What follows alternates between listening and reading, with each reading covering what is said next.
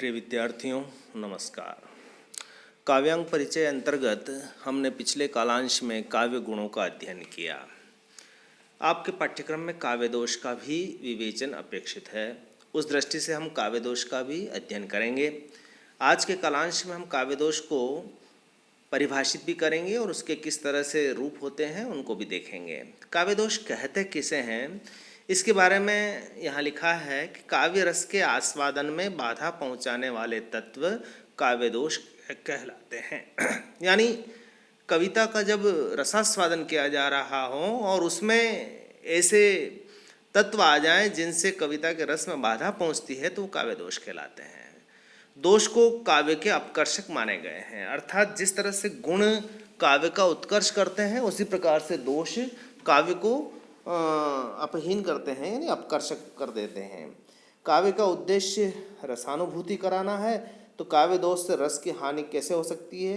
वो तीन तरह की हो सकती है, जैसे रस की प्रतीति में विलंब होना, रस निष्पत्ति में अवरोध होना या रस प्रतीति में पूर्ण व्यवधान होना। उसको यूँ समझ सकते हैं कि जैसे जिस प्रकार स्वादिष्ट भोजन में कोई कंकड़ आ जाए तो भोजन का आनंद नष्ट हो जाता है, तो ठीक उसी प्रकार कोई अच्छी कविता है जो रस सिद्ध कविता है और उसमें कोई दोष आ जाता है तो उसके आनंद में बाधा पहुंचती है, उसका आनंद नष्ट हो जाता है। तो जो भी पुराने आचार्य हुए हैं, संस्कृत के आचार्य हुए हैं, उन्होंने जब रस की चर्चा की तो उसमें काव्य दोष को निरूपित करते हुए कहा कि इनसे बचना चाहिए, अन्यथा ये रस को नष्ट कर सकते हैं। अब काव्य दोष कितने तरह के हो सकते हैं उसको देखें आप। तो संस्कृत के जो कवि आचार्य हैं, आचार्यगण हैं, उन्होंने काव्यांग निरूपण के आधार पर काव्य दोष के तीन भेद बताए। यानी एक तो शब्द में दोष हो सकता है, कहीं वाक्य में दोष हो सकता है या फिर कहीं अर्थ दोष हो सकता है। सबसे पहले हम शब्द दोष को देखते हैं। शब्द दोष क्या होता है कि जो शब्द में विद्यमान दोष होता है वो शब्द दोष कहलाता है।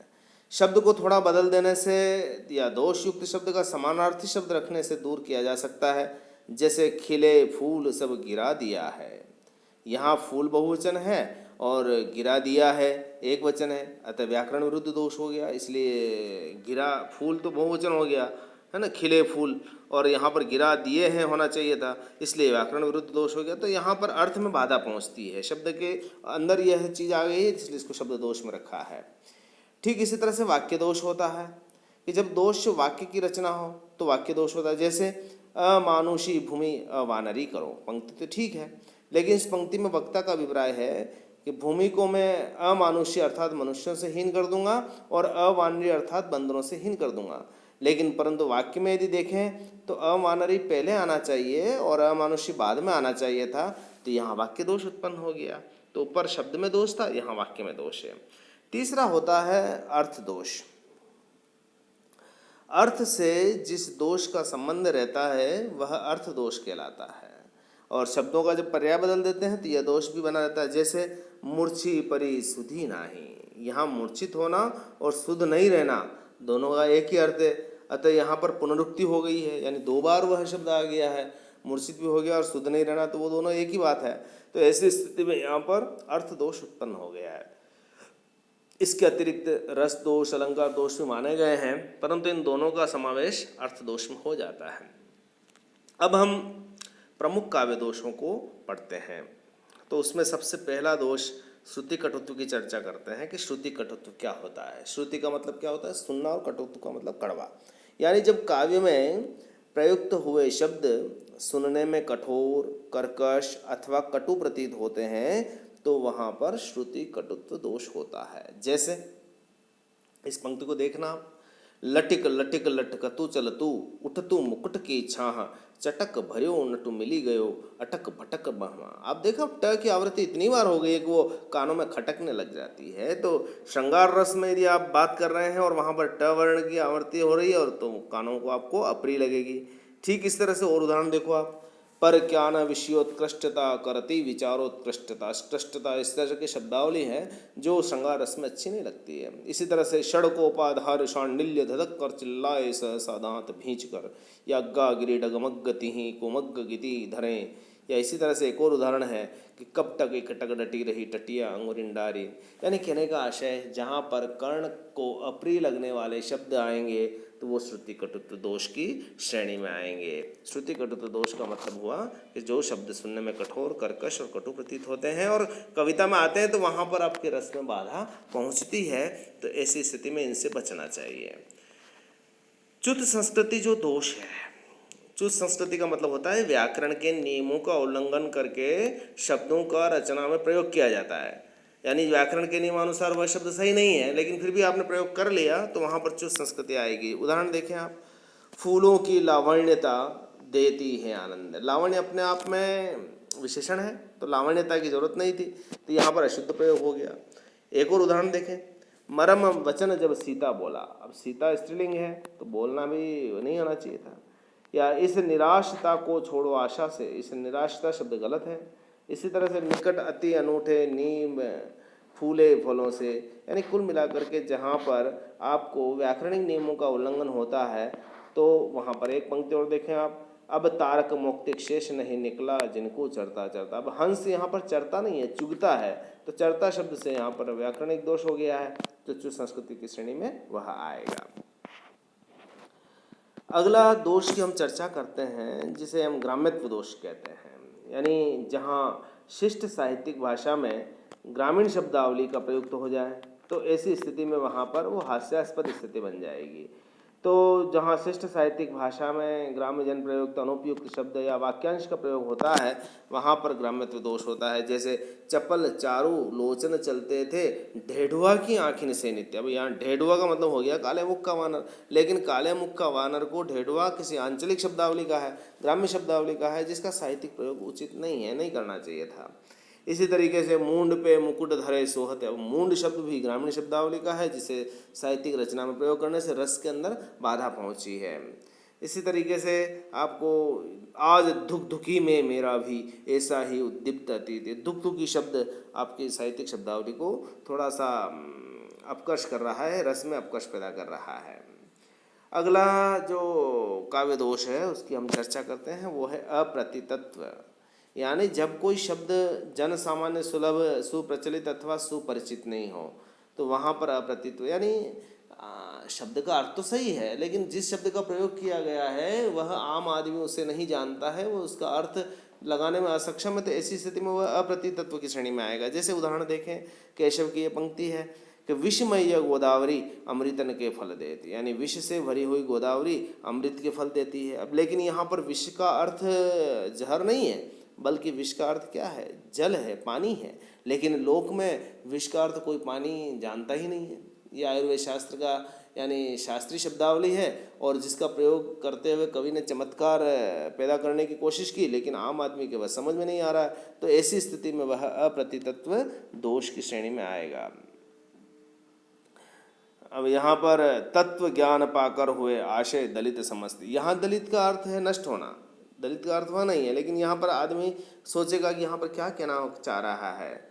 अगला जो दोष है क्लिष्टत्व। क्लिष्टत्व का मतलब जहाँ पर शब्दों को समझने में, उसका अर्थ समझने में बड़ी कठिनाई पैदा हो, तो ऐसी स्थिति में वह रसास्वादन नहीं कर पाएगा और वह उन शाब्दिक जाल में उलझ जाएगा श्रोता।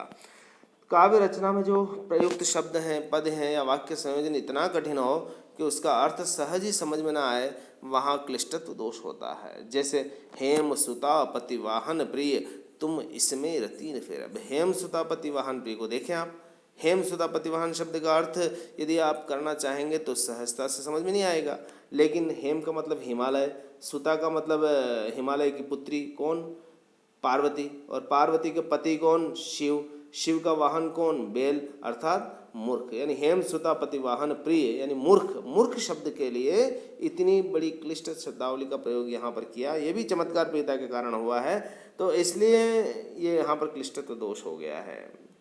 इसी तरह से अजा सहेली तारि पूजननी भरतार ताके सुत के मीत को सुमिरों बारम्बार। इस तरह से अजा सहेली यानी बकरी की सहेली कौन, भेड़, और उसका रिपु कौन, कांटा, उसकी जननी कौन, धरती, उसका पति कौन, आकाश, उसका पुत्र कौन, उसके मित्र कौन, बलराम। यानी कहने का मतलब यह है कि इतना जटिल बना करके उस कविता को ही क्लिष्टत्व बना दिया है, तो रस में बाधा आ रही है। एक अश्लीलत्व दोष होता है, जहाँ सभ्य समाज में अनुपयुक्त समझे जाने वाले अशिष्ट अर्थवाच्य शब्दों या वाक्यांशों का प्रयोग किया जाता है वहाँ अश्लीलत्व दोष होता है। जैसे अभिप्रेत पद प्रिया ने पाया। अब यहाँ अभिप्रेत पद पाया का अर्थ हुआ है कि अभिष्ट पद प्राप्त किया, लेकिन प्रेत पद पाया शब्दों से अर्थ निकलता है मर गया, जो कि बिल्कुल अमंगल व्याचक है। तो यानी प्रेत पद पाया इस शब्द में थोड़ा सा अश्लीलत्व दर्शाता है जो ठीक नहीं है। जैसे रावण के दरबार में स्थित अंगद का पाद। अब यहाँ पर पाद का अर्थ पैर है, लेकिन लोक में इसका अर्थ कुछ विभत्स मूलक भी होता है, इसलिए वह अश्लीलत्व की श्रेणी में आएगा। एक दोष होता है अक्रमत्व, यानी जब वाक्य में शब्द का क्रम वाक्य रचना की दृष्टि से सही नहीं हो तो वहाँ अक्रमत्व दोष होता है। जैसे अमानुषी भूमि अवानरी करो। यहाँ अमानुषी शब्द किससे आना पहले चाहिए? भूमि के पीछे आना चाहिए, यानी अवानरी भूमि अमानुषी करो, इस तरह का होना चाहिए था। तो यहाँ पर अक्रमत्व दोष हो गया। इसी तरह से दुष्क्रमत्व दोष भी होता है। तो ये कहाँ होता है कि जहाँ शास्त्र अथवा लोक के विरुद्ध क्रम हो वहाँ दुष्क्रमत्व दोष माना जाता है। जैसे नृप मुँह कहाँ है दीजिए अथवा मत गजेंद्र। यहाँ पर मांग करने वाला क्या कह रहा है कि हे राजन, मुझे या तो घोड़े दे दीजिए अथवा फिर मुझे हाथी दे दीजिए। जबकि याचक जो होता है उसे पहले क्या करना चाहिए? पहले बड़ी वस्तु की मांग करनी चाहिए, पहले उसे हाथी मांगना चाहिए था, फिर यदि वो नहीं मिलता तो उसे घोड़ा। तो यानी नभ मुँह कहाँ है दीजिए, इसके बजाय पहले गज होना चाहिए था और उसके बाद उसे है कहना चाहिए था। तो यहाँ पर ये दोष है। इसी तरह से जैसे मारुत नंदन मारुत को मन को खगराज को वेगला जायो। तो यहाँ मारुत नंदन ने मारुत का भी मन का भी और खगराज, अब खगराज से गति तेज मन की होती है, तो ये क्रम यहाँ पर टूट गया है। इसी तरीके से न्यून पदत्व दोष, यानी जब वाक्य में अनावश्यक होने पर भी किसी शब्द का प्रयोग न किया जाए, आवश्यक होने पर भी जब शब्दों का प्रयोग न हो तो वहाँ पर न्यून पदत्व है। जैसे जंग छपा कदली होए बारी। यहाँ पद का अर्थ है जंगा के सामने केला बाड़ी में जाकर के छिप गया। यहाँ सामने जैसा कोई शब्द प्रयुक्त होना आइए था, अन्यथा पता ही नहीं पड़ेगा। तो जैसे पानी पावक पन प्रभु जो असाधु त्यों साधु, इसी तरीके से है। ठीक इसी तरह से अधिक पदत्व में अनावश्यक शब्द आ जाते हैं। जैसे लिप्टी पुहुप पराग में सनी श्वेत मकरंद। यहाँ पराग शब्द के साथ पुहुप अनावश्यक है, क्योंकि पराग तो पुष्प में ही होगा। ये इसी तरह से एक दोष होता है पुनरुक्ति दोष, यानी जब किसी शब्द के अर्थ की पुनरुक्ति हो, वही बात दूसरे शब्दों में फिर कही जाए, तो वहाँ पर पुनरुक्ति दोष होता है। जैसे सबको जानत तुम्हें सारे जगत जहान, यानी जगत के इस बाद जहान शब्द अनावश्यक रूप से आया है। तो इस तरह से हमने आज काव्य दोषों का परिचय प्राप्त किया। इनमें से काव्य दोष रस में बाधा पहुंचाने वाले होते हैं। इससे संबंधित प्रश्न हम कल अध्ययन करेंगे। आज बस इतना ही। बहुत बहुत धन्यवाद।